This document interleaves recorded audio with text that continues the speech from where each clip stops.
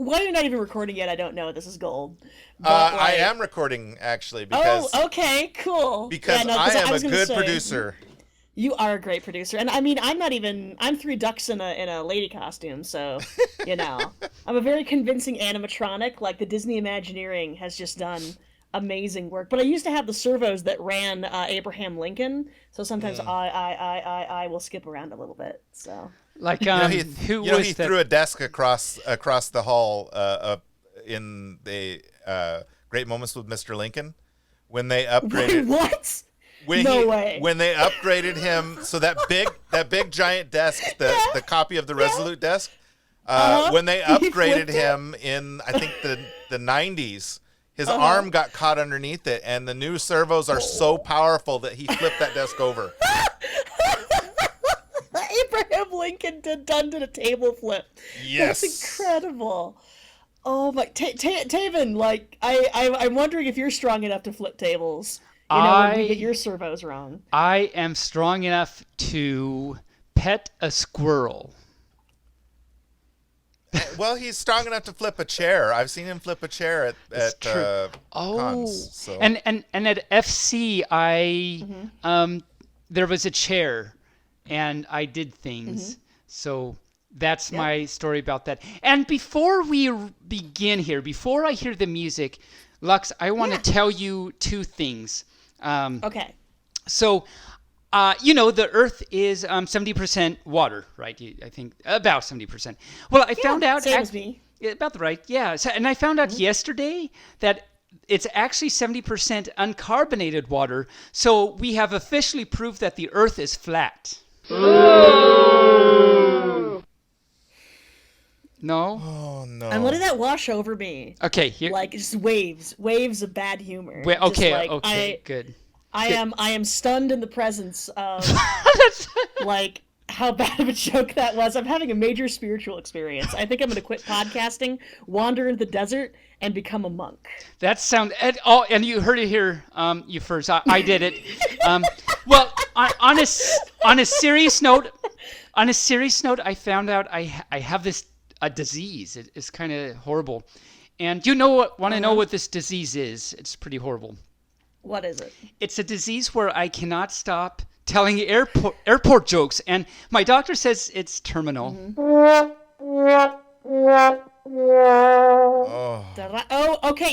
no. Okay, Taebyn, no. You get to hear my bad pun joke now, okay? Okay. You get to hear my bad pun joke. Okay. All right, no, I'm sorry, but, like, I must return hostility. Like, this is... All right, so the newest trend in plastic surgery is actually getting your implants removed, right?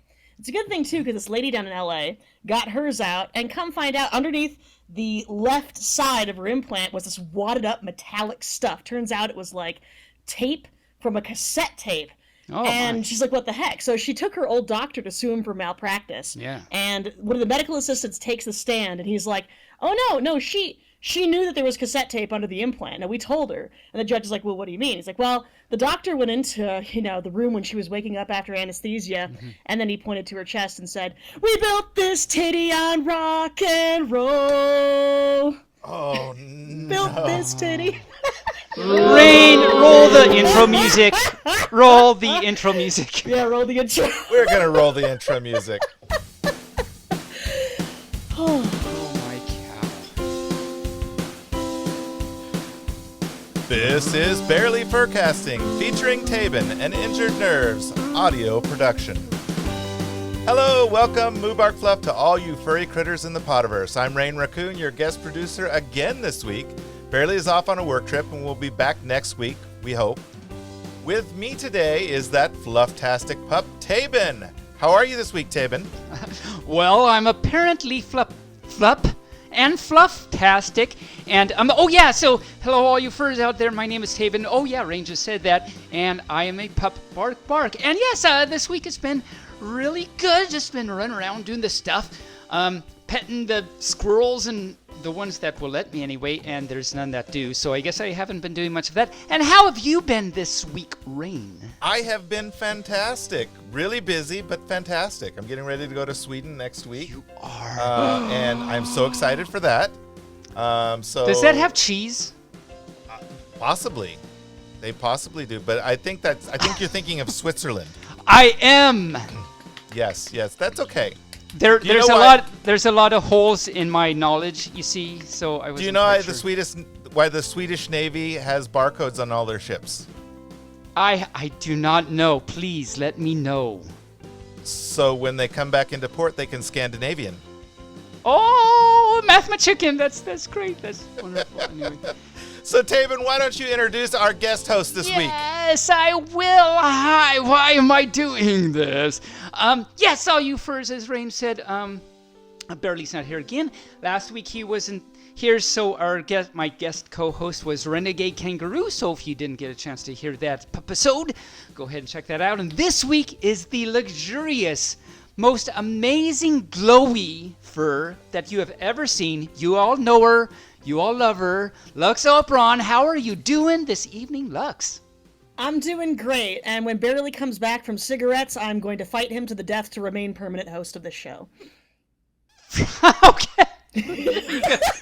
I know. I don't. I'm like half joking. How are you doing, Taebyn? I'm doing good. I'm doing good. And so this is a true thing I'm going to say right now. I promise this is a true thing. Okay. And I don't know if you're going to appreciate. I think it's cute. I don't know. So it was in the news or something. It's a sign in Australia. You know, they have these warning signs, and there's a lot of dangerous animals in Australia. So they have this sign next to a lake or somewhere. And it's a do not swim sign, and it says warning, recent crocodile sighting in this area. Okay, but then the fine print says crocodile attack can cause serious injury or death. And I just thought that was cute that they had to like put that on the sign. Oh, that they had to clarify that these aren't just like clarify. Squishmallow, Yeah, no. like crocodiles. These aren't like sweet, fun singing ones from. No, Princess this of the Frog. isn't My Little Pony does alligator crocodile land. This is My Little Crocodile. My Little Crocodile. Right? Could you imagine the cutie marks on My Little Crocodile? Oh, that. Like, well, right? and it's interesting that you say that because you know Pinkie Pie's pet is Gummy, the little crocodile. So you knew that. Yeah. So Yeah. Gummy the around. crocodile. Well, he's a crocodile with no teeth, so he doesn't pose much of a threat. That's why he's Gummy. But like, I'm just imagining now, like a crocodile, like in the colors of Princess Celestia, and it's resplendent. Oh. Like anybody out there who's listening to this podcast, your commandment is to draw Princess Celestia as a crocodile. Oh, that's our that's awesome. That's our challenge for furs for the week. You heard it here. So all you furs, do that drawing and send it into the chat or to the website your favorite or somewhere. Pony as a crocodile. Any pony from any generation, just make it a croc, baby. That's right. It doesn't have to be Friendship is Magic generation. It can even be the first. The really like what were you smoking at the time generation. The Care Bear kind of crappily animated, janky, Rainbow Bright chasing. Those My Little Ponies. We're gonna get some hate. I'm trashing on Gen 1, but pretty much. I watched a lot of that cartoon as a kid, and I tried rewatching it the other day, and I'm was I brain damaged as like a 3-year-old? And am I brain damaged now because of it? Right. I was gonna say, do I bill Hasbro for all my therapy? Like, who's covering my co-pays on this, huh? So Lux, so the next segment for us to do is the past today, but before we do that, there is something in the show notes for you to read. Oh, okay. Yeah, I thought I'd looked over the show notes. Let me...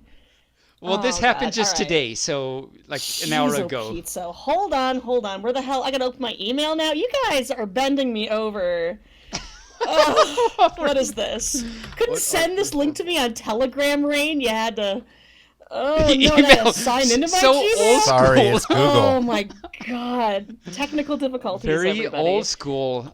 You first, God. like, where's the 8-track, Rayne? Why the 8-track? Come on. Because 8-track is the most superior sound method ever created. Oh, okay. Rayne, at least says Tommy Lee Jones.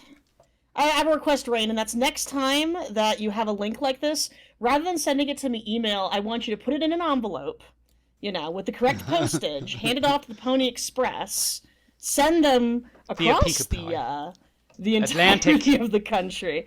Either that, and then they'll telegram it to South America and then back to me. Nice. And then I'm sorry, with DeJoy running the post office now, that's not even possible. It's not even- You know, they cut down all the telegram lines, didn't they? I mean, we have Telegram as a messaging app, but as far as like actual physical telegrams, where is your thing? Let's see. Redbubble, stickers. There we go. Okay. There's the link. There's the document. There's the script. I 'Cause love I'm so bad at like improv. pain/anger/hate in your voice when you say that. There's the Redbubble. There's the stickers. There's my password. Yeah, no, I only fire up this PC to do like graphic design, and every now and again, like put on an old like movie from like the golden age of Hollywood when I'm weaving EL wire. And the fact that I had to log into my email on it makes me mad. Okay. Oh, it's my section. Better know a species, the one I actually asked for. Here I am complaining about Well, not But we're yet. not there yet. We're not there We're yet. actually above the past today right now. No, yeah, Jeez, we're, oh Pete. All right. So- Past today. so if you Just look, go there's above it. introductions. You type in wait, guys, you can't give me a script of the not. Okay, so welcome and introductions. We did that. You're typing typing lol. Yes, You that's. want me to add stuff to this? No, I just wanted can. you to read that, but you can add Oh to my it if God. you want. I'm gonna add emojis here. Watch this. We're Let's see, watching. Windows key period. Windows There we key go. Bring up my emoji screen. I'm gonna punish you guys. I'm gonna put in a weird emoji in here. I can't wait to see what the weird emojis. Oh, you furs, we're having too much fun out there. It's too bad you can't see her to watch. What's the There we go. I'm gonna emoji? put a crying cat on here. Barely's gonna love there's this. there's a crying Alright. kitty emoji up there. There you Oh go. my cow. Oh my cow. Okay, I say Right we there. successfully did that. Okay, we're caught up. Okay. So moving on to our next segment, the past today is just There we our past segments we listen to or something, or there's like things we got wrong and have to research and update the knowledge, whatever. So I guess Rayne can start. You have a past today. You can show us what a past today is like. Okay. All right, so my past today has to do with the episode a couple of weeks back where you and Bearly dissed one of my favorite stop motion artists. Oh, I know which one that was. So Okay. so yeah, the animation in Jason and the Argonauts was done by the great and amazing special effects wizard Ray Harryhausen. Oh, Ray. And those special effects were actually cutting edge back in the day. Oh, wow. He actually pioneered a lot of the special effects that went into much bigger budget movies that we now consider classics, including Clash of like the Titans. Muppet Babies. No, not the Muppet Babies. But Clash of the Titans, the Oh, original okay, Clash of cool. the Titans, that was Ray Nice, nice. Harryhausen. Nice. So I mean, a lot of these special effects. Also, the Seven Faces of Dr. Lao. Another great one. That's another Harryhausen classic. So yeah, don't diss him. He was working with a very limited budget business. and managed to make some amazing stuff that couldn't be done at the time in any other practical effect way. So and Lux, just for background, this was the episode before that. Bearly had talked about Jason and the Argonauts and saying, "Oh, Taebyn, you should go and watch the stop motion, blah blah blah." So I went and I watched the skeleton fighting scene and talked all about that and how slow. So it wasn't necessarily the stop motion I was dissing. It was more the painful, slow. Okay, there's another skeleton coming out of the earth. Now we're looking at the Argonauts again. Okay, now there's another skeleton.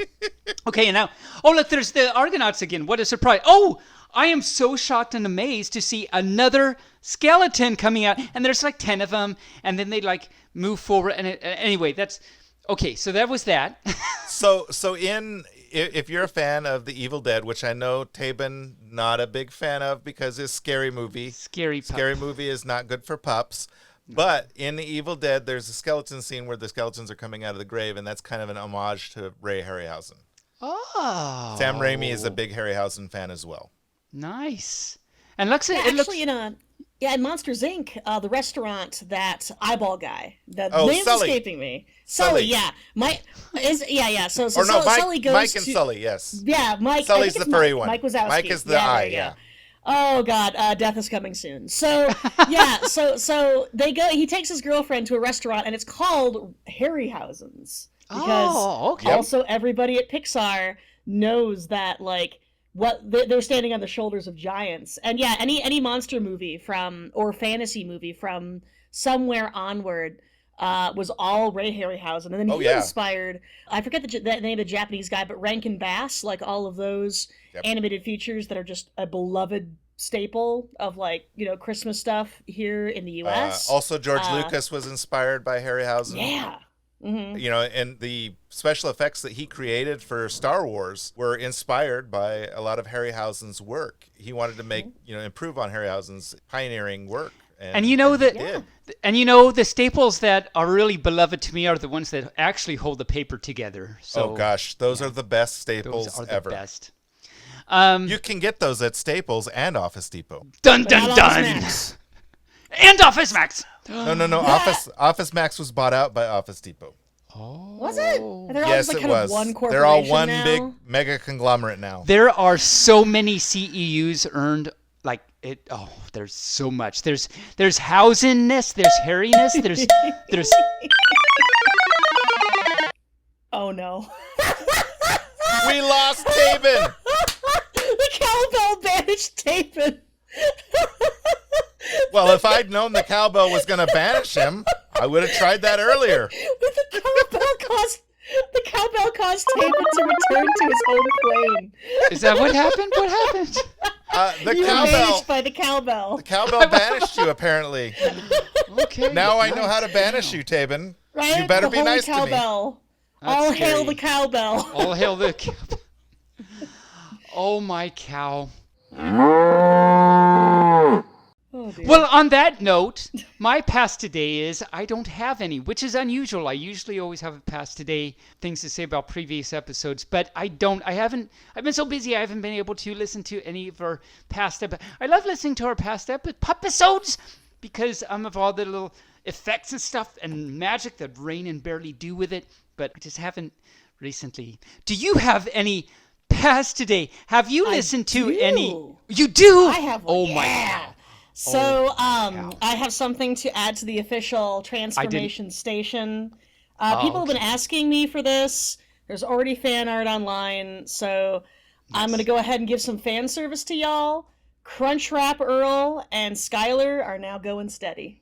Oh my cow, Right? that is awesome. You guys shipped it so hard, I just had to be like, okay, Crunchwrap Earl and Skylar, let's have them work it out. They're so They good worked for it each out. other, though. They really are. They are. Yeah. That's Absolutely. so awesome. We'll have to plus have to make sure to say Yeah. congratulations to them next time we see them. Exactly. Which Now might be today.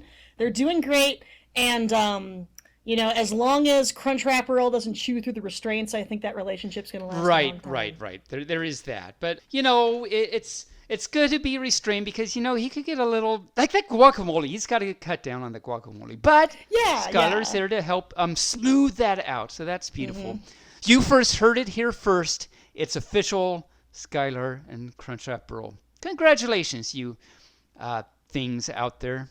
So wow, you had a past today. I did not expect you to have that. So that's. I think you're our first co-host that's guest co-host that's had a past today.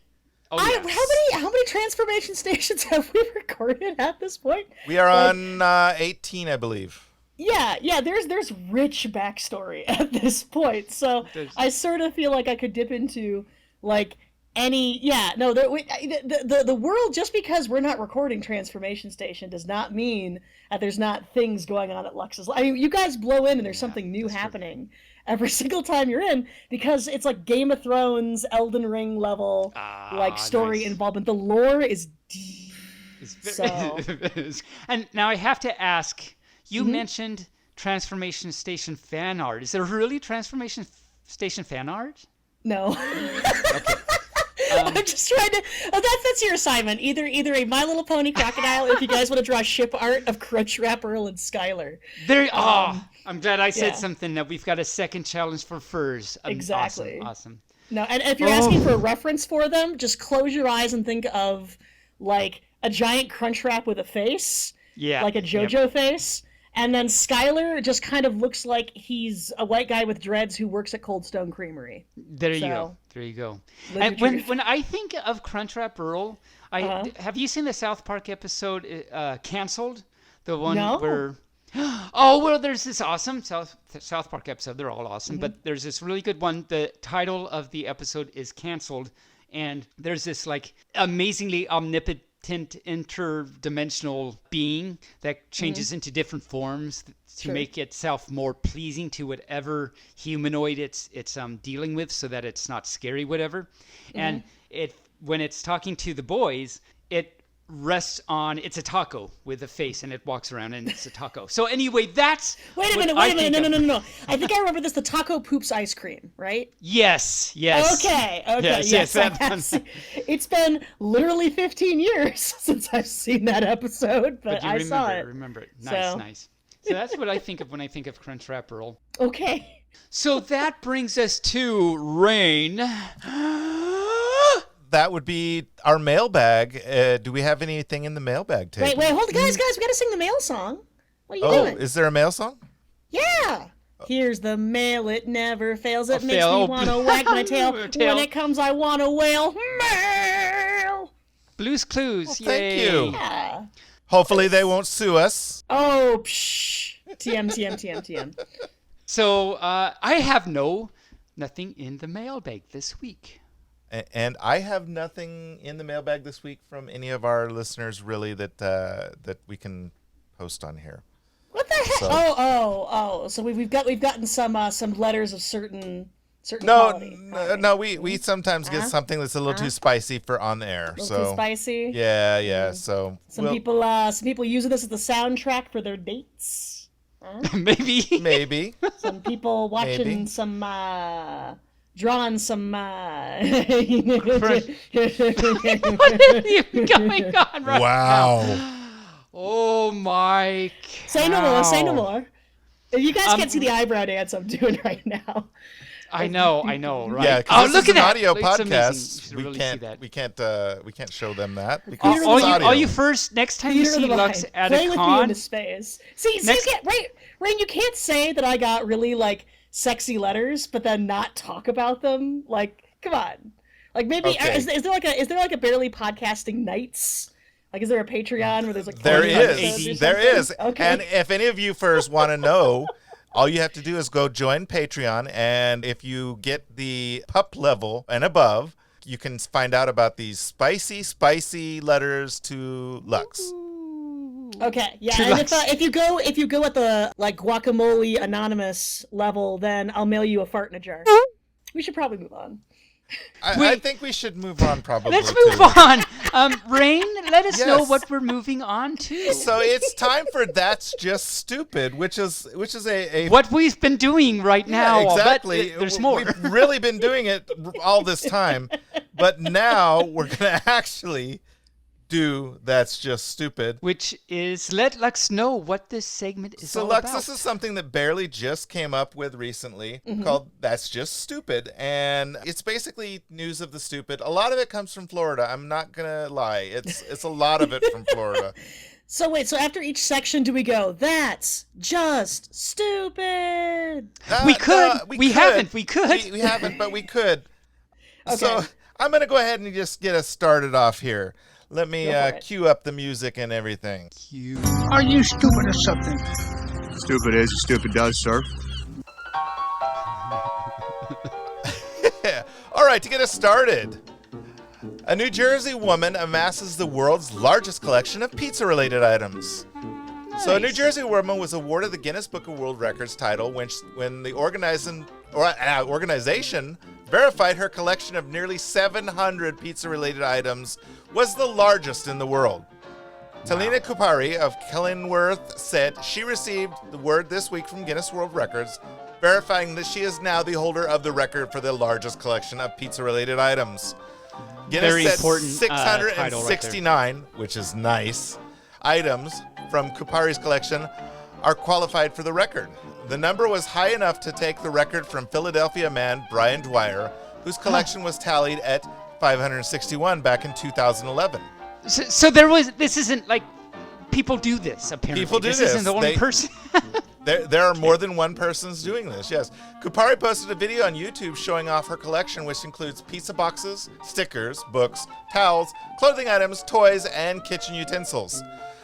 The collector said she is still regularly acquiring new items in hopes to eventually break her own world record. And That's just stupid. Let it in post. Yes. It's fine. Keep going. It'll go in post. British firefighters rescue a man with his hand stuck in a sofa. So yes, I don't know how you get your hand stuck in a sofa, but firefighters. It's Australia. Keep going. It's Britain, but same thing, I guess. Oh, whatever. Cold Australia. Keep going. Yes. Firefighters in Britain conducted an unusual rescue when a caller reported a man who needed help extracting his hand from the back of a sofa. The Stapleford Fire Station, England, said in a Facebook post that the crew responded Tuesday night to a report of a male with his hand trapped down the back of a sofa, which sounds like he was trying to undo its bra or something. But the post said firefighters were able to help the man extract his hand, and he was not seriously injured, but sustained slight reddening to his hand. It really isn't just fires. I'm pleased to announce that we're able to help the male without hurting him further or damaging his sofa, said firefighter Gavin. I'm just imagining a sofa with boobs. Is that what a love seat is? Possibly. Oh, right. so 1, 2, have one. 3. That's Just stupid. Are you stupid or something? Stupid is, stupid does, sir. And it reminds me of the pun: a dyslexic man walks into a bra. Anyway. Good one. Right. So that's just stupid. And to follow that up, I have some kind of stupid jokes. Okay. So last week, Ray knows I did this last week, but Lux, you don't know we did because you haven't listened to the episode yet because it hasn't been released. But last week, I had 3 jokes that I told, and then I asked which one of, Bearly or Rue did they like the best. And then I put a poll in the BFFT chat, which one did you like best? And only 2 people responded to that. Rayne was one of them, so that was not a popular poll. Anyway. It was for me. So it was free. It was. So, okay, here are 3 jokes, and these are, I'm going to call them quote-unquote airhead jokes, and there is a reason I'm doing this after that's just stupid. And I'm calling them airhead jokes because I'm going to try and keep it PC instead of using the non-PC word for airhead. And of course, PC in this case means pup cares, so pup cares. So, number 1, one day, an airhead walks into a doctor's office with both of her ears burnt. The doctor asked, what had happened? And, she said, when I was ironing my work suit, the phone rang. And I picked up with the iron instead of the phone by mistake. And he said, okay, that explains that one ear, so what happened to the other? He called again. Okay, so Lux is... So number 2... There we go. Yes, we have them ready. So number 2, airhead, again, I'll say, wanted to start a business for herself. So she went to the front door of the first house, and the business was going to be like carpentry, working around the yard and that type of thing. So she went to the front door of the first house, and she asked the owner if he had any jobs for her to do. And he said, you can paint my porch. How much would you charge for that? And the blonde says, let's see, how about $50? The man agreed, because that's actually not very much, for the big porch that he had around his house. So he told her that, in the garage is the paint and other materials that you might need. Go ahead and get that and let me know when you're done. The man's wife was inside the house and overheard the conversation and said to her husband, does she realize that the porch goes all the way around the house? It's going to be this huge project. The man said, she should. She was standing on it. It's right there. So a short time later, the airhead came back to the door to collect her money. And the guy was like, wow, are you done already? And she said, yeah. And I even had some paint left over. So I gave it 2 coats. And the man was really impressed. So he went for his wallet, and the airhead said, "By the way, it's not a Porch, it's a Ferrari." So number 3, you should see Lux right now. Call the nurse. I'm about to flatline. Yes. You did say something earlier about death is coming soon, so yes. I'm glad we can help say that. drive that final paintbrush into your back. So now this third one, I actually have to be non-PC in order to make the joke work. So the non-PC version is, so a plane is on its way to Toronto when here's the non-PC part, when a blonde in economy class, she gets up and moves to the first class and sits down. The flight attendant, she saw this and went over and says, "Could I see your ticket, please?" And then she looks at her ticket, and it's definitely not first class, it's economy. And so she tells the blonde that this is an economy class ticket, and I'm sorry, you're going to have to go back and sit in economy, because this is reserved for first class. And the blonde replies, "I am blonde, I am beautiful, I am going to Toronto, and I am staying right here."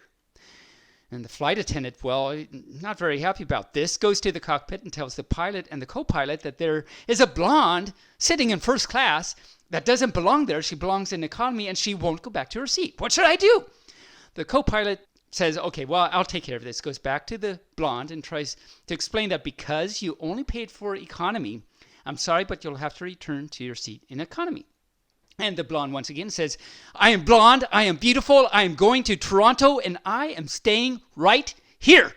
The co-pilot, a little flustered at this, obviously, goes and tells the pilot that probably he should have the police be waiting when they land to arrest the blonde who won't listen to reason. And the pilot says, "Wait, you said she was a blonde, right? Okay, I'll handle this. I am actually married to a blonde. I speak blonde. So I'll take care of this." So pilot goes back to the blonde and whispers something in her ear. And the blonde says, I'm so sorry. And she gets back up and goes back to her seat in economy. The flight attendant and co-pilot see this, of course, and they are amazed and say, "Wow, you just whispered a little something in her ear. What did you say?" And he said, "I just told her that first class isn't going to Toronto." Amazing grace. How sweet the sound. Oh my cow. So 1, 2, or 3, Rayne, what do you think? You can't say none. I'm kind of partial to 2. I thought 2 was pretty funny. Okay. I appreciate it. And Lux? You're almost dead, but you're on your deathbed, so let me know before you die. I'll step away from the light for just a second. St. Peter was holding me up at the gates anyway. I like the first one. Okay. I thought you might go with that. Okay, good. So, all you furs, I will put another poll in the chat a few days after this show comes out, and we'll see if any fur dares to go with that or something. Oh my cow. So let's move on to the more important subject of Lux. Tell us about a species that's very, very important. We don't have a theme song for this yet, but I will pick a theme song for you. I know the eyewitness theme from like the old docs back in the day. Dun dun na na na, bum ba na na na. I'll find something that won't get us copyrighted. Oh, okay. Well then just play it backwards and like auto-tune the crap out of it. I'll find something that'll suit this just right. So, Lux, take it away. All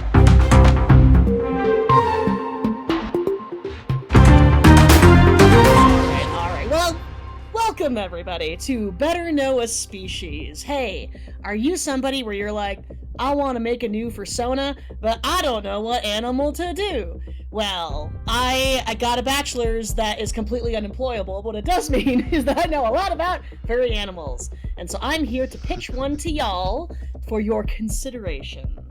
So, raccoons are great, right? We love our little trash pandas, right? Aww. That video of that one trying to wash, like, cotton candy, just perfect. I'll have to go check that out. That makes me cry every time I watch it. I haven't right? See, I'm going to write that down. If you cry every time. Yeah, so there's a similar animal that I would like to bring to your attention, and it's pretty rad, and I'm going to make the case for it. So, if you are someone who loves the idea of a raccoon, maybe you even have a raccoon character, but you want to have something a little more exotic, well, my friend, may I introduce to you the Madagascar ring-tailed lemur. Oh, they're great. Now, yes. So this species used to be a bit more obscure. The best example that people know is King Julian. So ring-tailed lemurs have kind of gotten the Lion King treatment a la Timon, like how every meerkat persona is basically just Timon with a color swap. But Raccoona I'm gonna Matata. tell you, Raccoona Matata. That sounds like a shitty tiki bar somewhere. So, yes, the ring-tailed lemur. I'm going to tell you all about lemurs. So lemurs are a primate, which means that they actually exist in a family very similar to human beings. But they are distantly related enough where you're not running into Uncanny Valley. If you've ever thought of like, man, I really want like, a cool persona, but monkeys are maybe a bit too close to people, man, go for a lemur. Ring-tailed lemurs are one of the most populous species of lemur on the island of Madagascar. Here's something fun. Their tails are actually longer than their bodies. So if you were looking for a canonical tail dragger, man, you can't go wrong with a ring-tailed lemur. They hang out in troops, and they're super, super chill. Sometimes they meditate, they'll cross their little arms and like put their hands out. Oh, cute. They're very social. They sound a lot like raccoons. They chitter and chirp and kind of squeak. So if you're someone where you got one of those little bird whistles like the Dutch angel dragons do, you could totally throw one of those in there and be completely canonically accurate.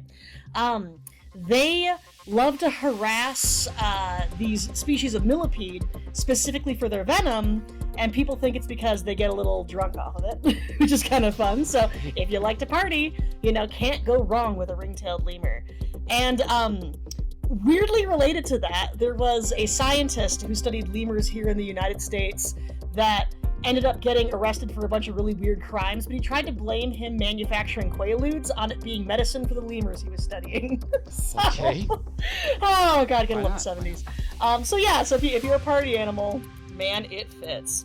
Nice. I would say, out of all of the exotic mammals, the least that I've seen, the more that I want to see are ring-tailed lemurs. So if you are fun-loving, mischievous, social, and real down-to-earth, I think it would be a perfect persona species for you to try out. So, plus they have a spiky tail, right? There you go. Give them a shot. Very nice. Back to Thank you, Lux. Rayne. Yeah. Awesome. Yes. And Taebyn. Why not? Taebyn. Oh yeah, there's a Bearly What's he even Furcasting doing featuring and Taebyn. featuring Taebyn with a lowercase t. yeah, there you go. I actually know. All you furs. I love what Lux just said right there. So, very, very useful information about lemurs. So consider that for your next fursona if that fits you. I actually know one fur that has a lemur fursona. He lives in Washington. His name is Zumba. He's a red. Oh yeah, Zumba's a dancer, right? He is. I was just looking at his. I've seen some videos. Cool. I was just looking at his wiki fur. He is a red ruffed lemur, but I saw him at BLFC actually, and very, very nice little lemur. But yeah, he's awesome dancer. He's great. I always love watching him dance at the comps and stuff. And I think I had one comp that I hosted. I've hosted a few dance comps, and one of the dance comps I hosted, I think at A&W, he was a participant, and I think I had a really horrible pun about his name, because that's things I usually do. This is information that has nothing to do with anything.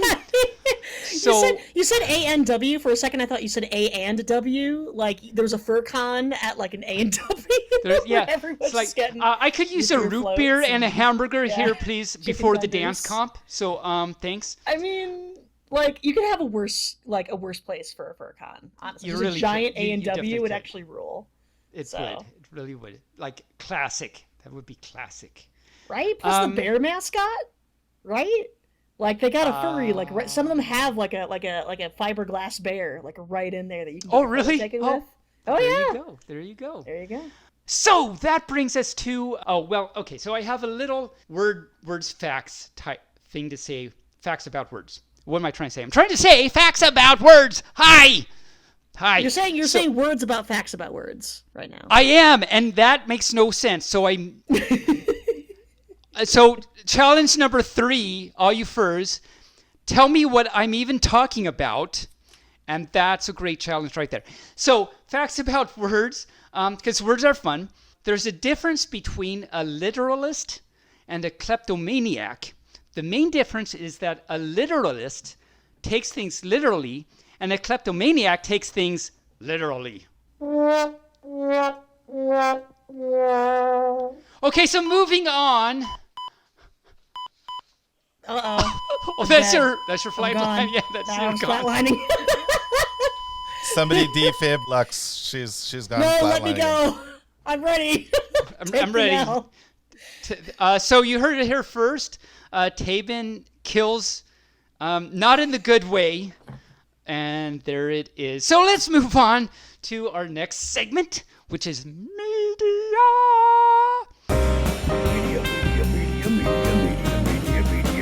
Oh, there you go. I had no idea there was actual theme song for it. There was an actual theme song. But no, you added to it. That's fine. That actually adds to it. God, don't sample this. So our media section is just, what we've been reading or watching or media-ing for the last week. So I'll start us out. Me and my hubby started this show called Workin' Moms. Have either of you heard of Workin' Moms? No. I have not. I had a working mom when I was a kid. I had a mom in work, so, Yeah. I had lots of bad puns and jokes that killed Lux. So sorry, but she's back with us apparently. Oh, so I'm a zombie now. You're a zombie. Nice. Yep, I'm undead. It's the leprechauns. They didn't want another death from Zambini or something, so they came in. No, well, I think you're thinking of necromancers, not leprechauns. Oh, okay, right.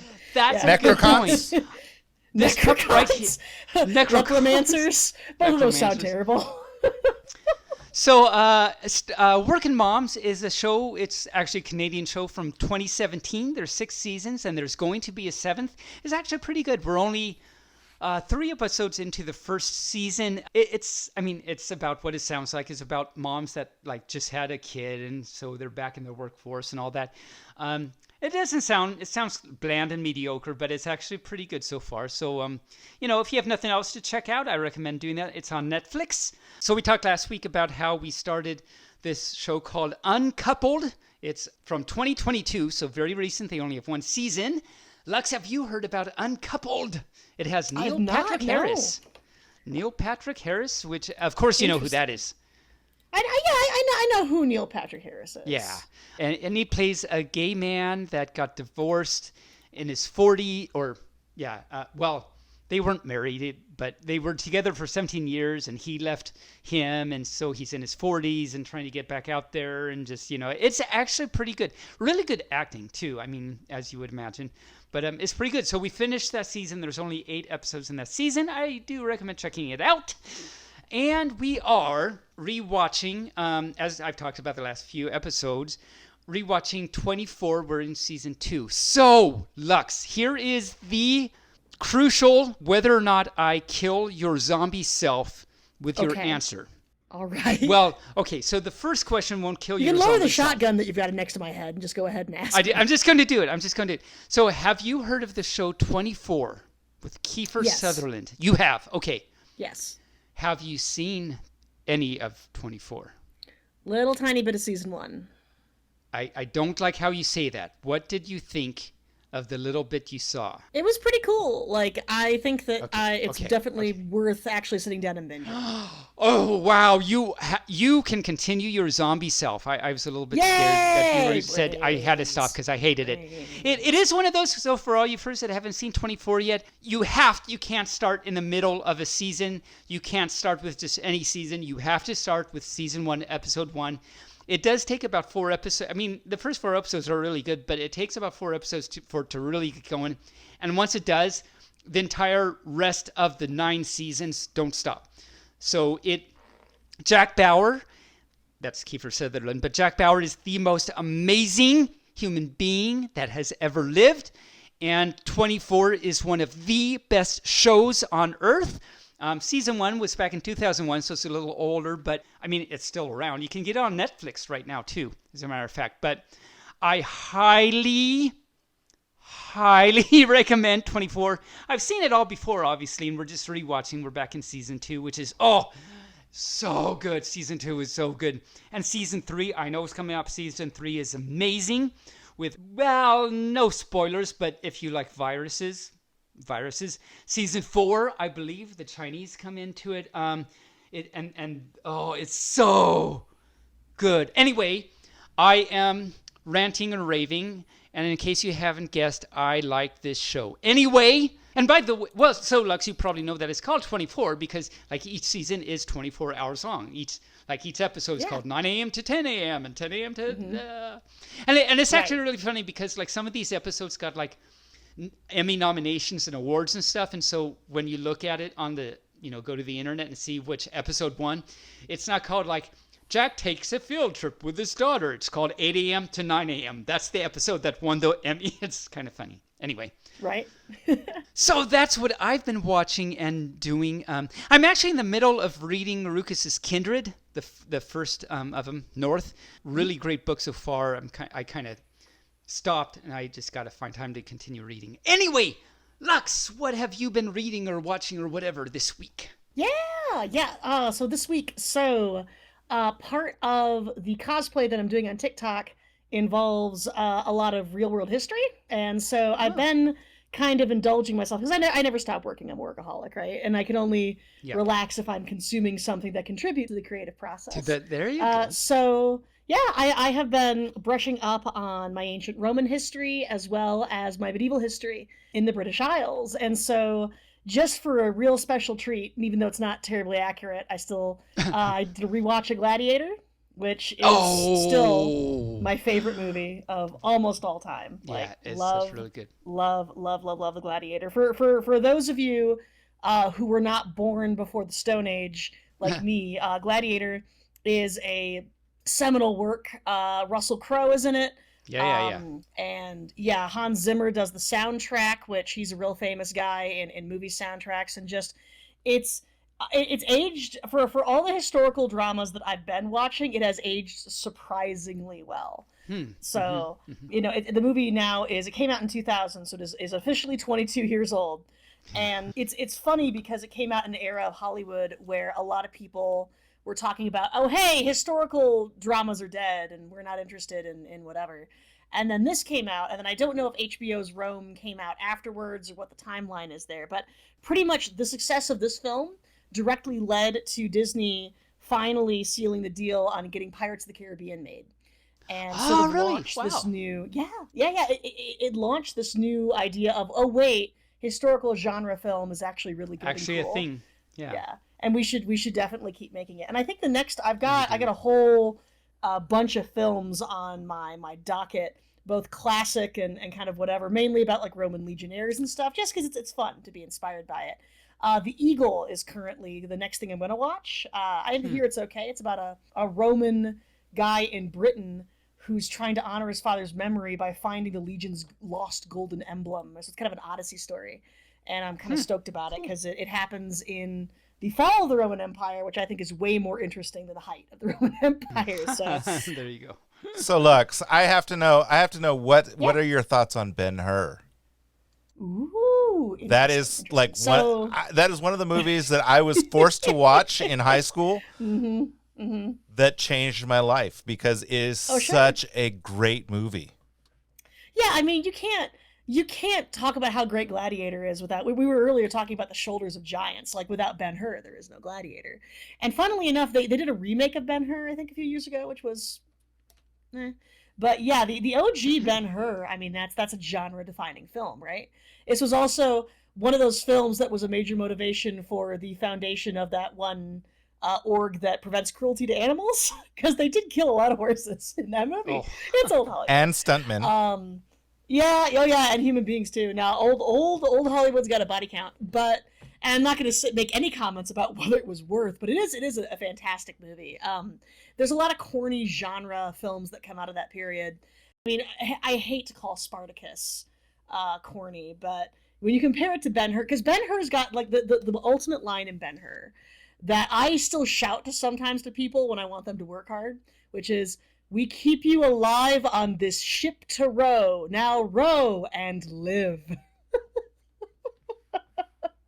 It's incredible just to yell that to like a bunch of people at a furcon who are like complaining about having to work. Be like, "We keep you in this furcon to toil. Now toil and enjoy your free reg."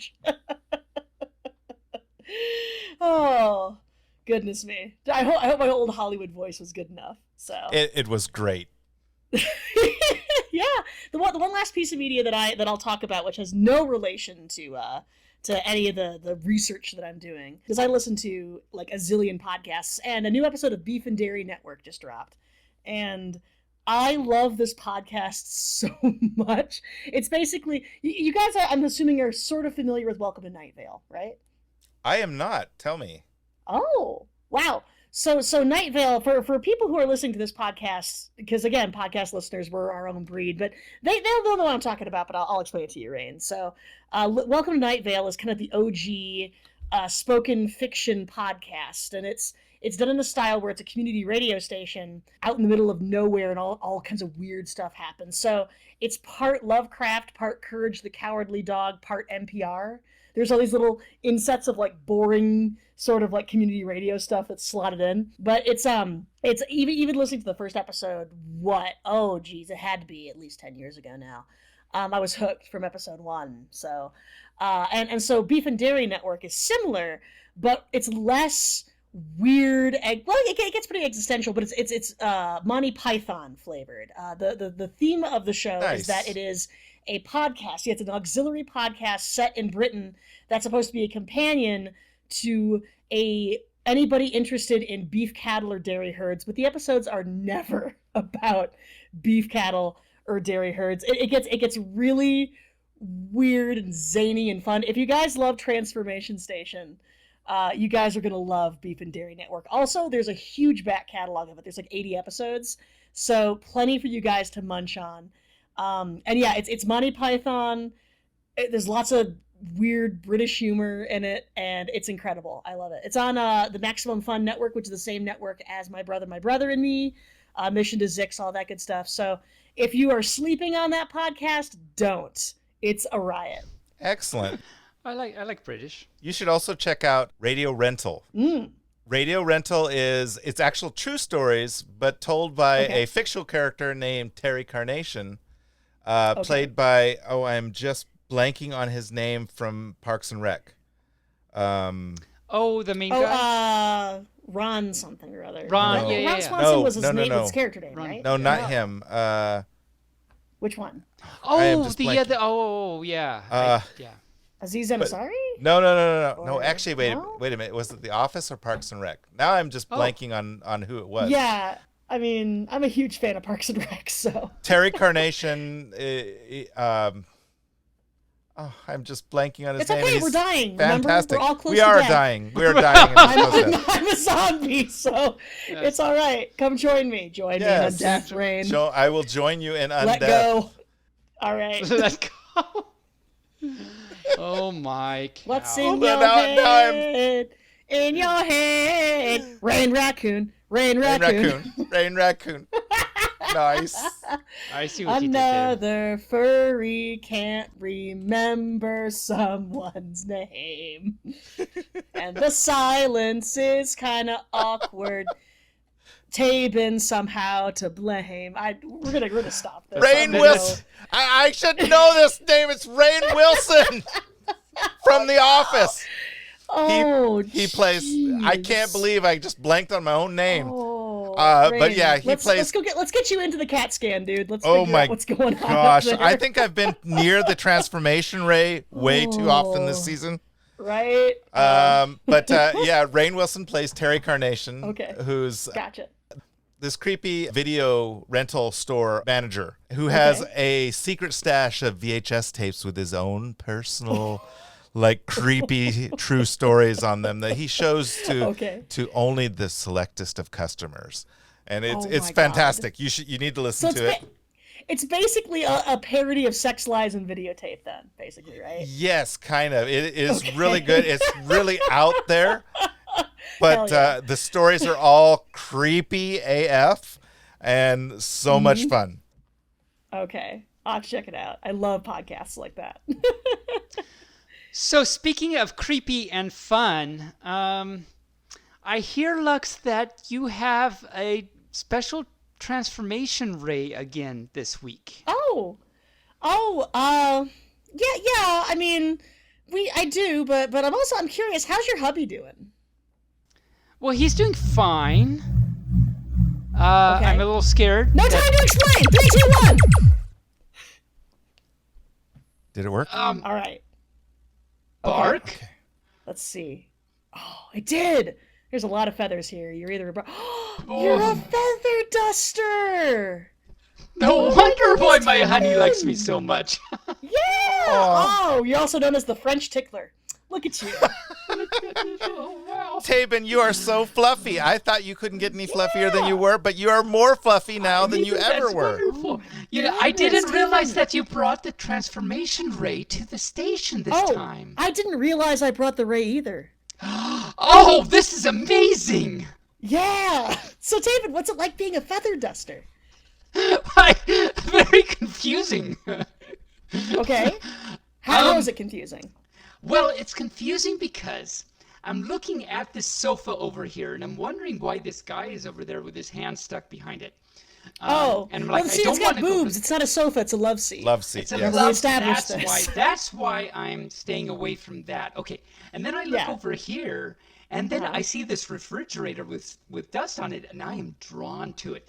But I can't go anywhere. I need some fur to help me out and go over and dust that refrigerator. Hold on just a second. Rayne? Yes. You know, remember when we got you fitted for that maid costume?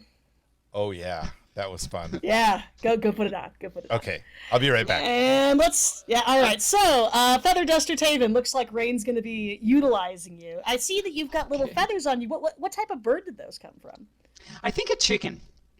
Chicken? I think a chicken. Yeah, because... I mean, what do you... So, I guess it's kind of roostery. So, the chickens don't have very big feathers, though. You're kind of small, I guess. No, I think it came from one of those moose chickens. Oh, moose? Like Yeah, the Canadian moose chicken. Yeah, the Canadian moose chicken. Highly endangered. I think so. Highly endangered, but now there's one less of them because now so these were not ethically sourced then, Canadian moose chicken feathers. No. Yeah, I mean, don't tell the Canadian. Don't tell Interpol. I'm holding on to contraband, is what you're telling me. That's exact. Don't tell Interpol. Oh no. We'll be okay, Rayne, right? Rayne, Here I you am. gotta quickly dust. Here I am. I am in my French maid outfit. Oh. Oui, oui. Look at you. Oui. Does- All right. So Does you it gotta not dust look really fabulous? quickly. Oh, it looks incredible. You need to dust very quickly Okay, because come here, I think Taebyn, we might come be here. in trouble Come here. with the Canadian authorities for murdering a moose chicken. Murdering a moose chicken. Wow. That is Oh my one clean gosh. fridge. Why are you? I like that you're giving me kisses there, Rayne, but you should dust too. Yeah, Rayne, stop making out with your cleaning Sorry. equipment and actually I am sorry. It is so sexy. Right? The Look, Taebyn. I know you French people. I know that it's you're a people of love and a people of passion. We are the people of love. You got time to smooch. You got time to clean. We. And you have time to go to the bathroom too. Yes, you can wee over there. Yeah, but- hurry up before Dudley Do-Right shows up and murders us all for like killing a moose chicken.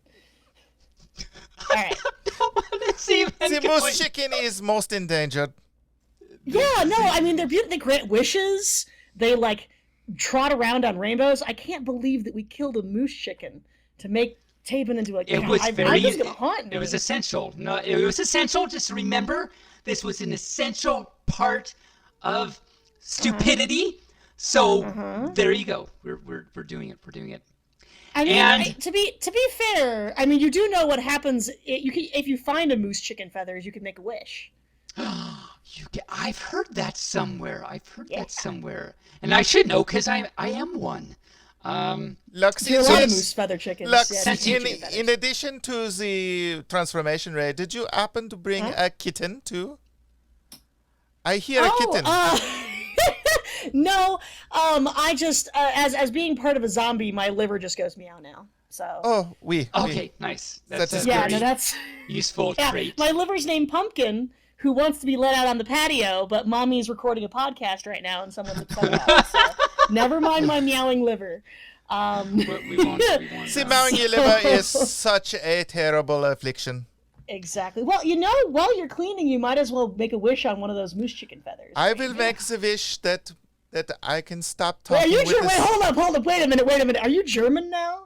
I make the wish that I can stop talking with this weird accent. It's a magical place around here. First, we've got the French maid. Let's wish now that you're Rayne German. had a I can because, see. I can see your maid suit turning into Lederhosen as we speak. Oh my gosh, look at that. Oh, the Lederhosen Dankeschön. are awesome. Oh, They fit much better than absolutely. the skirt does. I'm going to blow the Fugelhorn. Oh, Fugelhorn. Oh my god, there's pretzels and beer everywhere for some reason. Yay, pretzels and I beer. Yay! It's Oktoberfest. Well, before we get the party going, we should probably turn Taebyn back from a feather duster into a Yeah, that is a good idea. Allsy. Right. Okay, so Taebyn, any last thoughts as a moose chicken feather duster? Well, I love feeling even more fluffy than usual. I feel like I can play music because of my horns, and I can dust at the same time. And other than that, I'm pretty boring. But I like it. It's a good change from whatever it is I normally do, which is pretty much nothing. So there you have it. Stupidity once again. All right, let's go ahead and fire that guy up. Ja. Let's play some polka music. 1, 2, 3, yes! Barks in German, barks in German, barks in French, barks in German. Le bark, le meow, le bark. Here I am. Hi! I am back. Hey, you're That mostly was back fun. to That was normal. really fun. It might have been boring, those, but lots of fun. Yeah, those moose antlers look real good on you. Yeah, They I do. felt pretty Those good. I feathery felt pretty moose good about it. antlers. They're just incredible. I think at the next con, tiger. Yeah. a what tiger? A whooper tiger. A whooper Yeah, tiger. it's a mythological German animal that comes around Oktoberfest. Speaking of, let's go dance around to the polka version of Rammstein. Du hast mich. So, Rayne, you can get that going before you leave to Sweden, right? Figure out how to... Sure thing. I will find polka Rammstein music. I went easy on you. You All did. right, You let's did. dance. Du hast, Let's dance, yeah! du hast mich, du hast mich, du hast mich gefragt, du hast mich gefragt, du So, hast mich gefragt. well, Okay, so before we do furries in the news, Raccoon needs to go to the little raccoon's room. So I'm going to leave this Okay. running, and you guys can talk about weird stuff while I'm gone. Fantastic. I am a weird stuff. You are. Lux, are and you so a weird stuff? That will be great. Okay. Portions of me are weird. All right, he's taking out the Portions? headphones. So here's where the antidote is to the poison that I've given Rayne Raccoon, okay? Uh-huh, Listen okay. very Oh. carefully. Okay, All right. So what you're going to want to do is you're going to go to the library, right? okay. Okay, go to the library. that, Talk yeah. to the half-blind librarian with a mole on her neck and her nose, but not the one with the mole behind her ear.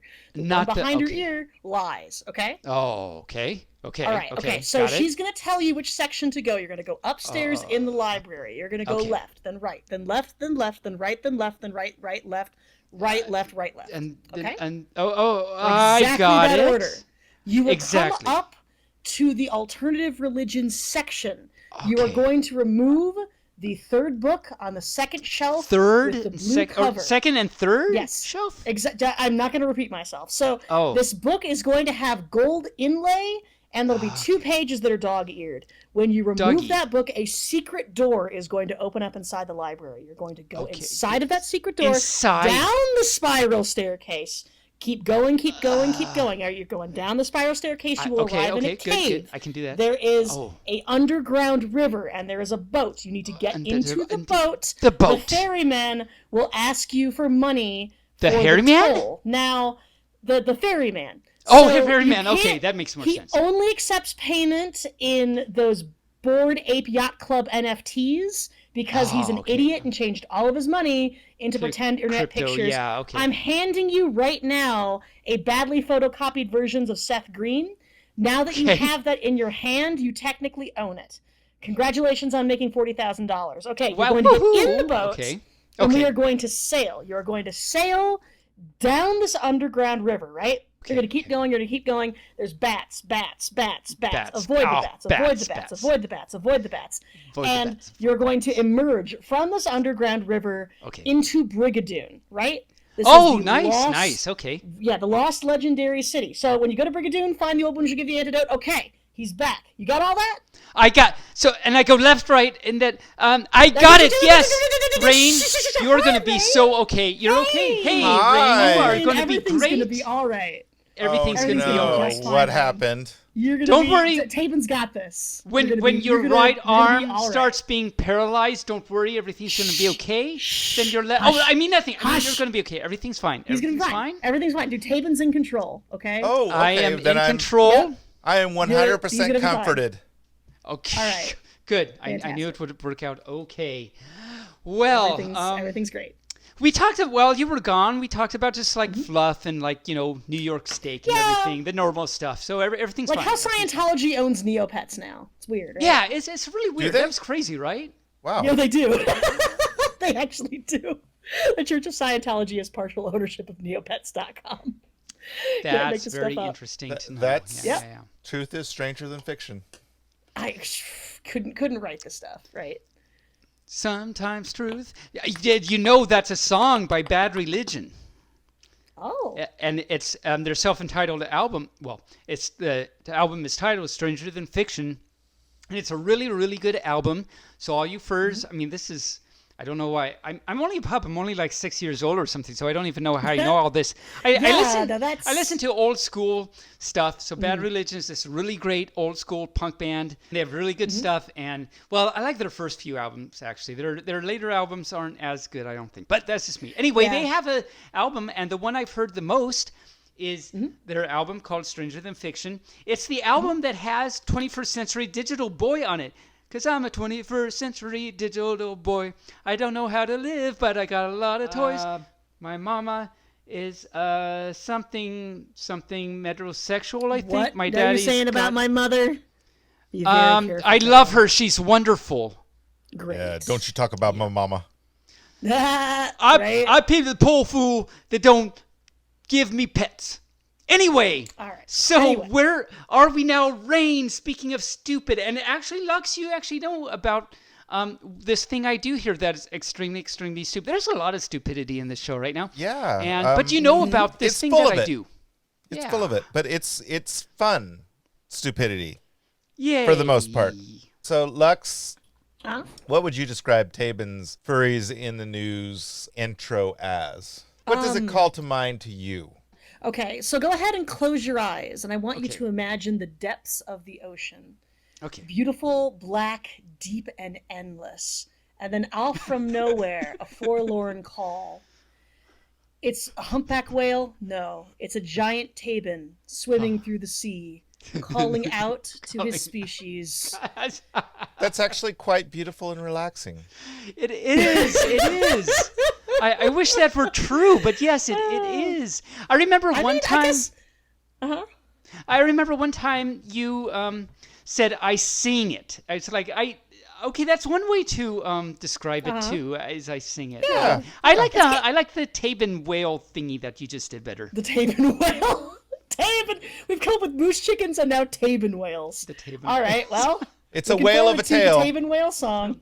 Right. All right, and with that, we're going to go to Furries in the News. Taebyn, take it away.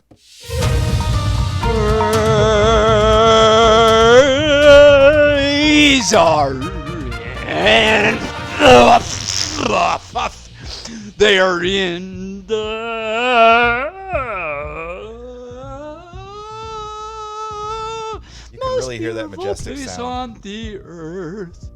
They are in where? They're in where?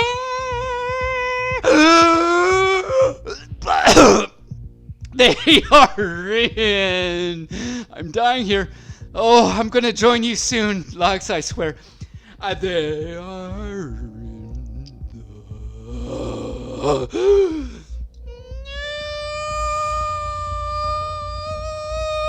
spark. Sail away, sail away, sail Sail away. There's it. And you in the Comes background, love out it, to love it, Pilau, love it. hear the barking of the pup from PG to Ty. Okay, sorry. This Love is it, your love section, it. not mine. It's- Okay. Well, Taebyn, do Well. you have any news stories for furries in the news? After all of that, I do not. I do not either. It has been a very slow week in the furry news cycle. Furries news cycle. Lux, do you have any furries in the news? Ooh, interesting. So I'm guessing there's a separate section for conventions. That's and There you is. guys It's have right now, after yeah. this. Yeah, and you guys have already spoken about campfire tales, I'm guessing. Yes. I mean, I guess in hyper local furry news, the Fur Bowl is this weekend here in Reno, Nevada. It's actually down in Carson City, and I guess what I will say, just to put something in this segment, is that furry bowling has been a thing in the fandom for quite some time. For those that do know or those that don't, and if any of our listeners are like, I really want to see fursuits outside of conventions. I want to go to fur meets and hang out and whatever. Chances are, as long as you are within a zip code of a somewhat major metropolitan area, there's a local group of furries that meet up to go bowling. And if you can make it to it, there's kind of different variations and levels. No furry bowling meet is quite the same. Some are very professional, like the Homestead Bowl in the Bay is actually basically a minor bowling league. They have their own cash registers and trophies and everything. But for the most part, usually fur bowls are just kind of little get-togethers and whatnot, where you basically get to bowl in your fursuit. Some bowling alleys allow you to wear your feet paws, some don't, so it's always good to ask. But the best is when you've got your full fursuit head on with terrible vision and you're wearing your paws. The point is not to bowl well. The point is to have fun, connect with your local community, and get a picture taken of y'all dabbing. So go to your local fur bowl. And Excellent. actually on that, so if you're in the Pacific Northwest or happen to be in the Pacific Northwest one time, I think every 3 months or so in, it's in Bothell, Washington, so this is next to Seattle, is when fur balls strike. And I've actually only been to when fur balls strike once. It's one of the biggest fur bowls in the nation. They had, Really? so it's at a 50-lane bowling alley. And they don't close it off just for the event, normies and everything come in too. But Sure. I think they had, I'm looking at the website now and I'm trying to find, I forget. I think one year they had 300 furries show up with half of them were fursuiters or something. Woo! It was like That's this incredible. huge thing. Yeah, no, it was great. I think it's usually more around 200. If anyone knows Kajani Lion, I he do, is- actually. Oh yeah, this is one of the events that he heads up. So if Kajani Lion is usually does some of the game show things at cons, like at BLFC, especially. I think FC, probably A&W, but Kajani Lion is great. He was actually a guest of honor at a recent A&W, and I'm excited. He even knows my name. That's amazing. Yeah, no one knows my name. But no, he's a really, really great fern. He does a lot of good stuff for the community, and he heads this up. Taebyn wants to bowl where everyone knows his name. Oh, Right? Oh my Oh, my cow! goodness. Yes. I just want to say, on a note of lion fursonas or whatever. I've never met a furry who was a lion who wasn't the coolest person. It is a premium fursona species. Only the best of us are lions. It's So, true. It's very I just true. shout And out to all the Kajani lion people. And You are Kajani incredible. definitely is one of those amazing, wonderful lions. So if you furs are interested, you can just go to whenfurballsstrike.net. It's all one word. Ooh, And go check, not org.net. You can go, and it's usually an afternoon thing. The next one is coming up August 27th. So that's actually at the releasing of this episode, last week. But, you check in, they have a group photo at 2. Then they bowl, and then they have a raffle and everything. And it's really cool. So in the bowling alley, they always have an arcade area. They have an arcade area that's pretty open, and they have a DJ that comes in, a furry DJ that comes in for the event, and you can dance around. Yeah, I went, as I said, I've only been once, but when I went, it was a really great time. Hang out with furries, do some bowling, do some dancing. It's really great. So shout out to that. And all the fur bowls that are, as Lux said, around the country, check them out. It's good, fun stuff. Mm-hmm. And I don't know why. I'll have to remember for upcoming events, I need to put in there One Fur Bowl Strike, because it's a great event to do and stuff. I don't know why. It sounds amazing. There's so many other furry events than just conventions, Yeah. There was a furry cruise a few years ago. Oh yeah. Sometimes there's stuff that happens like in conjunction with cons that are kind of semi-official or whatever. Yeah. So yeah, like if you were looking for alternative events, furry meetups, whatever, and you're like, oh, but there's no furries in my area, QQ. No, go to your fur bowl. You will meet like-minded people who just want to hang out and have fun, and it's I never have a bad time at fur bowls ever. So nice. Go. Go. Speaking of events, then, that actually segues nicely, thank you, Lux, into our next segment, which is upcoming events. Do we have a music for this? No, there's no music for this. Oh no! I got this. Upcoming events, upcoming events, they're events and they're coming and they're up and they're events and they're coming and they're up events. Events. Boom. And I'm going to sample that, and that's going to be the new official song. That's no. Yes. Okay. Yes, it's all your fault. No. Yeah, that's our next. Oh man. Awesome. Oh, so our weekly plug for Get Out the Float in Seaside, Oregon, October 27th through 30th, 2022. Bearly, Rayne, and I think some other furs from the BFFT chat are going. Yeah, Orville's going to be going, of course, Orville's because we can't go apart because Well, we're a that's match true. set. It should be good. So for any fur that didn't know, Get Out the Float is actually an event that's been happening for the last 7 years or so or something. But it hasn't been like a big event where they've had an actual hotel and a convention space and everything. It's just been more of a few day event where it's kind of you get together and stuff. But now they actually have convention space. It's at the Seaside Convention Center.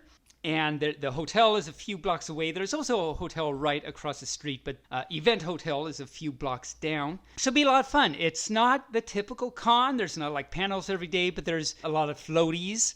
And it's a squeaky event, but there's a lot of fursuiters. Oh, okay. Yeah, And there will be a parade down to the arcade. There will be a parade down to the arcade. There's a swimming pool, although it was just announced today by the chair that Sunday there's not going to be pool availability because there'll be a maintenance or something, but he's figuring something out. But it should be a really good event. Go to getoutthefloat.com. You can registration for the entire weekend is $75. They don't have different tiers. They just thought let's just do one registration. It's not bad. Seaside's a great little town with arcades, and I mean it's on the seaside, so if you like beaches, it's up there. I'll be doing stuff there. I will theoretically doing the story time with Taebyn like I normally do. I think I'll be doing a weird Taebyn Sings Weird Al thing. If any first saw me do that at BLFC, they can come see me do that. And we will be doing, I think, a podcast there as well. And we'll be doing the podcast, a live podcast out there. Yep. Will you be doing it from the pool? Oh, we don't know yet. In the Maybe. water, recording the No, podcast. because podcast equipment does not go well in the pool, unfortunately. Okay, good to know. Well, no, you good to put know. floaties on. You have a boom mic. You find some very friendly fursuit handler, and you're like, here's a boom mic. Yeah, do you mind dangling this voltage-inducing thing over the water? Yeah, and do it for an hour and a half. Exactly. So it'll be a really good time. We're all looking forward to it. And Lux, Yeah. remember what we were talking about? How they don't, a lot of DJs are just the type at cons. Guess what? Well, Taebyn convinced me to go ahead and try to DJ at a con. Which means there's going to be 80s. There's going to be Lux. You got to come out. There will be. Think about coming out for this. Who do I have to bribe? Let me know. Let me know who I gotta We gotta grease the wheels a little bit, little nepotism, little you know what I'm saying? Now the business is done. Yeah, I'll find them. I'll find their Cash App. Yes. So know? Nice. They'll get a BS NFT monkey. I'll make it happen. I will be DJing there. There will be 80s, 90s, okay. and all kinds of really cool stuff, including maybe some Weird Al and some disco and yes. Disco. 70s, 80s, 90s, all the really cool music that isn't And so, yeah. So, yes, all you first check that out. It should be a really great time. Looking forward to it. October 27th through 30th, Seaside, Oregon. So, upcoming events. So, I'll just go through these quickly because we've taken all your time so much already. But I think we all probably want dinner soon. But we'll go through this. I mean, I want some hot, steamy brains. I'm a zombie, remember? Yeah, that's true. That's true. I'm glad I do not live with you right now, Lux. So, September 1st through 5th in Snow Creek Group Campground in Clearwater. Wow, my thing is off the... Let me move this because off the rails? my notes are Is off the rails. Dun, dun, Is it dun. off the rails? It is. There we go. We were contractually obligated to do one of those. Yes, and yes, it's Bearly true. will not have to be upset with us anymore. It's true. So in Snow Creek Campground in Clearwater County, Alberta, Canada is furthest north, 2022. Same weekend is Memphis Fur Meet in Whispering Woods Hotel and Conference Center in Olive Branch. Tell me again what MS is. It's Mississippi or Missouri? Mississippi. Missouri is MO. That's my MO, yo. Tails and Tornadoes FurCon. Same weekend in Tulsa, Oklahoma. Tulsa. Tulsa! Not Tesla. Tulsa. Oh, yeah. Oklahoma. No, Elon is not there. Go to a con, Oklahoma, and the waving wheat can go. And so the next weekend, September 8th through 11th, is for Sonacon, Virginia Beach, Virginia. Then, I know all you actually same weekend, I know a lot of furs are going to Furry Migration in Minneapolis at the Hyatt Regency, September 9th through 11th. Next weekend after that, wow, we got a lot of things in a row here. Next weekend after that is Fur Dance Budapest. So if you don't want to be in the U.S. anymore, go to Budapest, Hungary, and go to the Fur.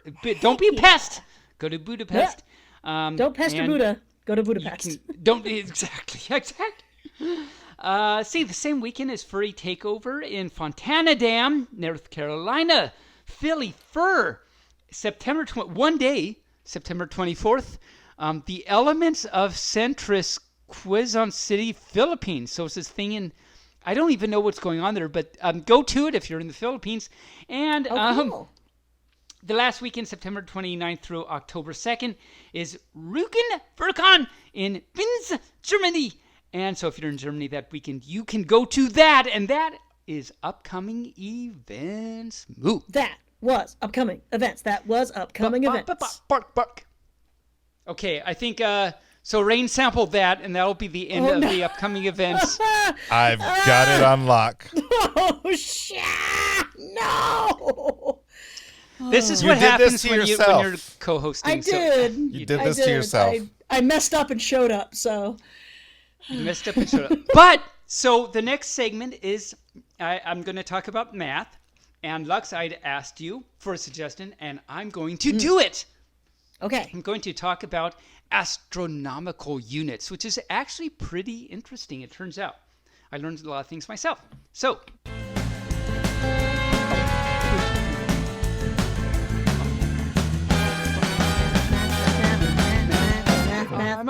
math. Oh, that was like actually really perfect.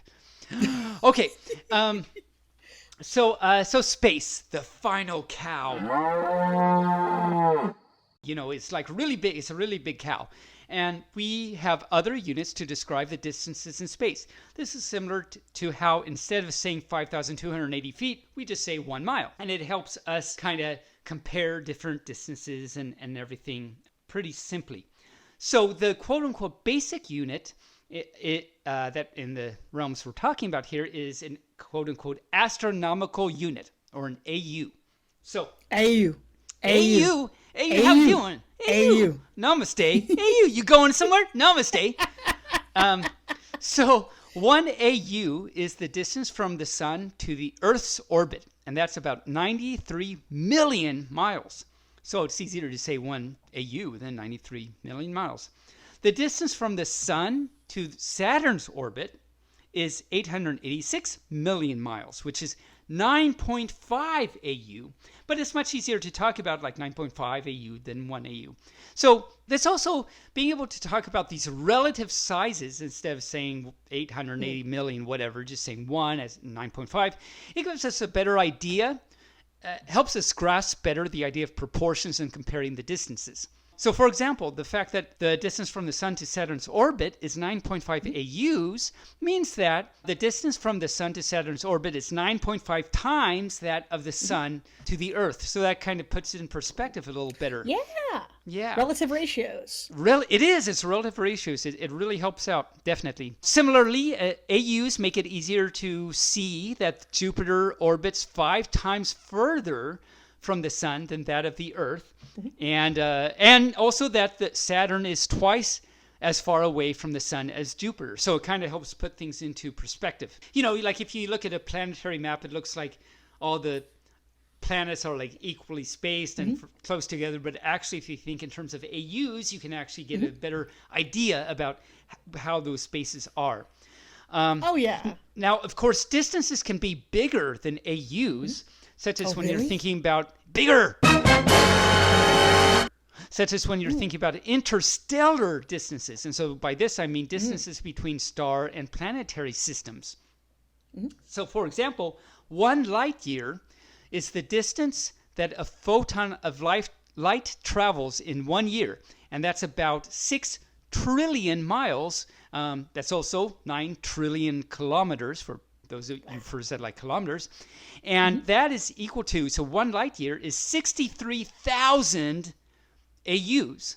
I mean, it's really great to be able to do this comparison. It really puts things into perspective. Yeah. Because when you think million and trillion and numbers like that, we don't, our brains don't really fathom how much of a difference a million is from trillion. It's a huge difference. But then when you start talking in terms of these astronomical units, you can really start to wrap your brain around how amazing this is.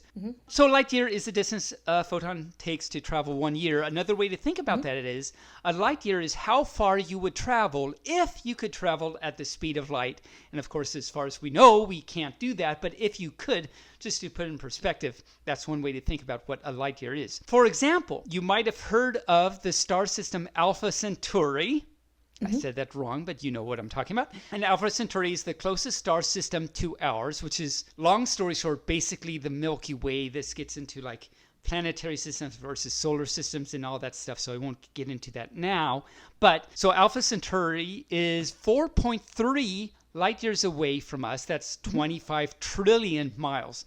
But so that's 4.3 light years. Compare that to the 1 light year, the distance that it takes to travel to the sun in 1 year. So conceptually speaking, if I hopped in a magic rocket ship and started on Earth and then went to Alpha Centauri and I traveled at the speed of light, then it would take me 4.3 years, you said? 4.3, yes, exactly. Yeah. Okay, cool. Yeah, great. Yeah, put in perspective. It's really, I mean, these things are really hard to grasp, so it's great to put things into perspective just like that. So then we have, that's interstellar distances. Now we also, beyond that, have intergalactic units. Whoa, and so now we're okay. Now we're talking about like describing distances between galaxies, not just star systems, but actual galaxies. So now we're talking about a parsec, which, you know, like Star Trek and everything talks about parsecs. Yeah. This is a thing. So one parsec is, I guess there's, I didn't look into it, but apparently there's kind of a complicated history by how this happened and how it got named and everything. But 1 parsec is 3.26 light years. And so that's 19.56 trillion miles. Now, astronomers use the word megaparsec. So that's 1. So you think a parsec is big. Think of a million parsecs. That's a megaparsec. Astronomers use megaparsecs to talk about the scale of distances between galaxies. So that's big. Like you can't even fathom, but that's amazing. So now, what if the idea of a megaparsec is too small to talk about distances. Well, there's a word to describe this. It's called a redshift. A redshift is a measurement that encompasses the idea of how much a galaxy's light has been shifted towards the longer, aka redder wavelengths because of the expansion of the universe. Oh, okay. So now we're talking about distances, not because you measure them, but because the universe has changed the wavelength of light, and that's how we talk about distances now, and that's brings us to the concept of a redshift. So that's just like That's wild. really cool and wild. Exactly. Exactly. So being able to talk about things in terms of astronomical units is really great. It helps us put things into better grasp of distances, and as you mentioned, Lux, proportions, definitely, comparing sizes. So one last thing I want to talk about this, which is really cool, I think. Going back to the idea of light years. So light years, I talked about is how long it takes to get light from basically the Earth to the sun. Now, it turns out that our sun is 8 light minutes from Earth. Oh, really? Okay. So we can talk about light years, light minutes, even light seconds. So what this means is it takes 8 minutes for light to get from the sun to the Earth. Okay. Ooh. Now, so when you see the sun or Jupiter or the stars, this means that since it takes this amount of time for the light to get to us, when you're looking at the sun or Jupiter or whatever, you are seeing that as it was when the light left it, which could be 8 minutes or 4.3 years in the case of Alpha Centauri ago. So, wow. If you look further out in space, the further you look, you are seeing further back in time. Whoa. Okay. And this means, are you ready for this? Do you want to know what this means? This is true. All you furs out there, this is true. This means that when you're then seeing all the stars and planets, whatever you're looking at it all in the sky at different times in history, some a few years ago, some 100 years ago, and you're looking at all this history all at the same time. Mind blown. And there is my math/science for the week. Thank you, Lux, for this suggestion. Yeah. You know what? My favorite unit of astrological measurement is a proclaim. Is that what you proclaim? And what is a proclaim? It's the distance that you'd walk just to be the man who walked that distance to fall down at your door.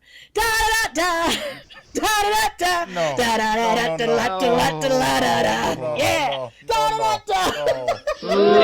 I could walk 5,000 proclaims. Oh, I got you. Oh my! I'm back, baby. I came back to life. You're back to life. No more zombie Lux. You just about rickrolled us there. Perfect timing. At the end of the show, we bring Lux back, or she brought her back herself back, I should say. I'm like the Messiah or something. Hi, everybody. Yeah, nice. She's Anyone undying. blind, I can heal you. Exactly. Yeah. So on that note, let's hear the music. Let the music play. Yes. So in closing, Lux, could you tell us just give us a few words of wisdom and say goodbye to our furs in the Podiverse for this week? Yeah, absolutely. Don't eat yellow snow. Don't buy NFTs. And call your grandma. She's worried about this whole furry thing. She's really, really, really worried. Okay, so thank you again to Lux for co-hosting with me. We've had a really great time. I think this has been really good stuff. My pleasure. Awesome. Again, bring me back anytime Bearly leaves for cigarettes. Will do, definitely. And Rayne, thank you so much for coming on and helping us out anytime with whatever we did tonight. Yeah, and, whatever we did. I'm not sure Bearly will like it, but he's not here. We won't even let him listen to this. He's not here. He's out getting cigarettes. It's true. It's true. It's not our fault. So yes, thank you to all you furs for listening. It means so much to us, as you know, as I always say. Thank you so much. It really means a lot. Support us on Ko-Fi or Patreon. I have to say, of course, go to the website, Bearly Furcasting, at the Buzzsprout website. You can go and click links and hear the show and all that good stuff. Check out Give our us merch money, on Redbubble. And merch. We have merch on Redbubble, so please check that out. Oh, that's right. I gotta get more stuff on there, as a matter of fact. So thanks for reminding me. And again, go to your fur bowl and draw My Little Pony crocodiles. Yes. And get on that. I mean, I can't even follow that up. That is the most amazing thing to end with. So, thank you again. We hug you tight with posies. Until next week, bark, bark, moo, bark, fluff. All right, good night and good luck.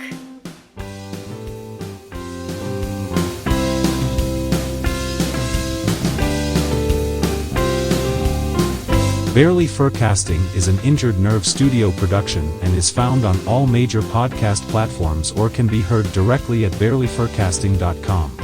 The opinions expressed here are those of the hosts and the guests, and no commercial compensation was granted. The Furcast is produced, recorded, and directed by Bearly Normal aka Mike Began and is edited by Bearly Normal, and associate editor Rayne Raccoon. This week's episode was guest-produced, recorded, and edited by Rayne Raccoon. Opening and closing theme music as well as some interstitial music was created for Injured Nerves Productions for the use on the podcast by our music associate Regday with Damien Tanuki. If you would like to hear more music by Regday, you can search for Tweezer Beat on Bandcamp or Hooploop Tunes on SoundCloud. Other interstitial and background music by Shane Ivers through silvermansound.com, Gator Tots on soundcloud.com and the YouTube free use library. Social media presences is maintained by Ziggy the Meme Weasel. Transformation Station is written and directed by Lux Operon with Rayne Raccoon and is edited by Rayne Raccoon. You can send us a message via email at bearlyfurcasting@gmail.com or on our Telegram chat at BFFTchat, on Twitter, on our Facebook page or on the bearlyfurcasting.com webpage. The show is supported through donations at ko-fi.com/bearlyfurcasting or through Patreon at patreon.com/bearlyfurcasting. Thanks for listening. We hope you come back and listen next week.